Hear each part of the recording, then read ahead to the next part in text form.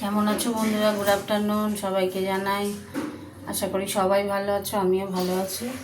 আজকে এই যে টমেটো বেগুন আলু দিয়ে এই যে চিংড়ি মাছের একটা ঝোল মতো মাখা মাখা করবো। চলো দেখতে থাকো, রান্নায় পেয়ে যাই। চলো, তেল দিয়ে দিচ্ছে। চিংড়ি মাছটা ভাজবো বলে একটু বেশি তেল দিলাম।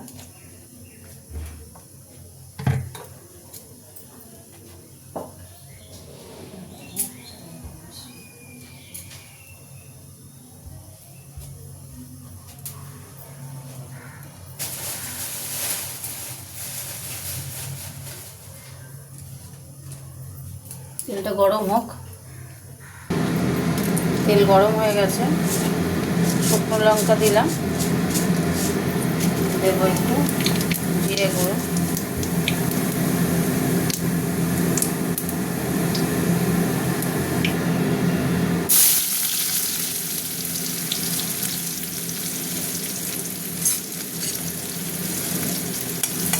পেঁয়াজটা একটু ভাজা ভাজা হোক, তারপরে সবজিগুলো দেবো।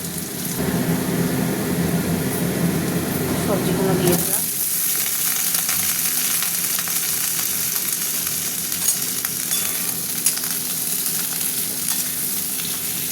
ভাজা ভাজা হবে এটা।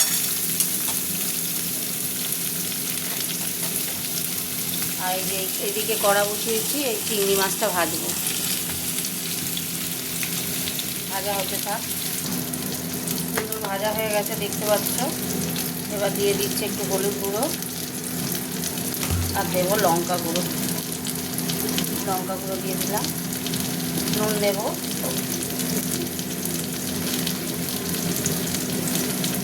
নুন দিয়ে দিলাম। আর এই টমেটোটা কেটে রেখেছি, এটা দিয়ে দিলাম। ভাজা একটু ভাজা ভাজা করবো।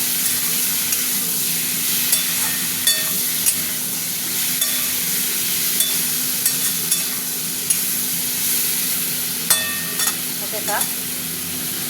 আর এদিকে এই যে চিংড়ি মাছ ভাজছি। চিংড়ি মাছও ভাজা হয়ে এসছে।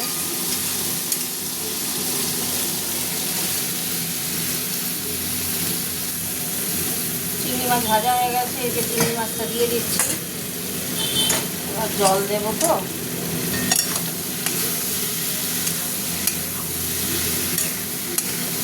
এরকম করে ঝোল বানাবে। সর্ষে গুঁড়ো এটা দিয়ে দিলাম।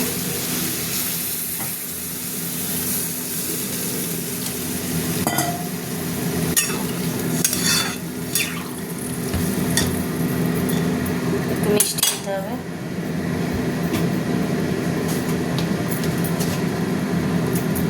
মিষ্টি দিয়ে দিলাম। এবার দেখি কেমন হয়েছে নুন মিষ্টিটা। একটু নুন লাগবে, অল্প নুন লাগবে। দিয়ে দিলাম। চাপাটা দিয়ে দিই, হতে থাক। ঢাকাটা খুললাম, হয়ে গেছে। আলু সিদ্ধ হয়ে গেছে। চলো, রান্না কমপ্লিট। তোমাদের সাথে একটু কথা বলবো, তার আগে একটু সর্ষের তেল দিয়ে দিচ্ছি ওপর দিয়ে। চাপা দিয়ে দিলাম, গ্যাস অফ করে দিলাম। চিংড়ি মাছটা আরেক রকমভাবে বানালাম, দেখলে বেগুন আলু দিয়ে। কেমন হয়েছে রান্নাটা কমেন্ট করে জানিও। টাটা।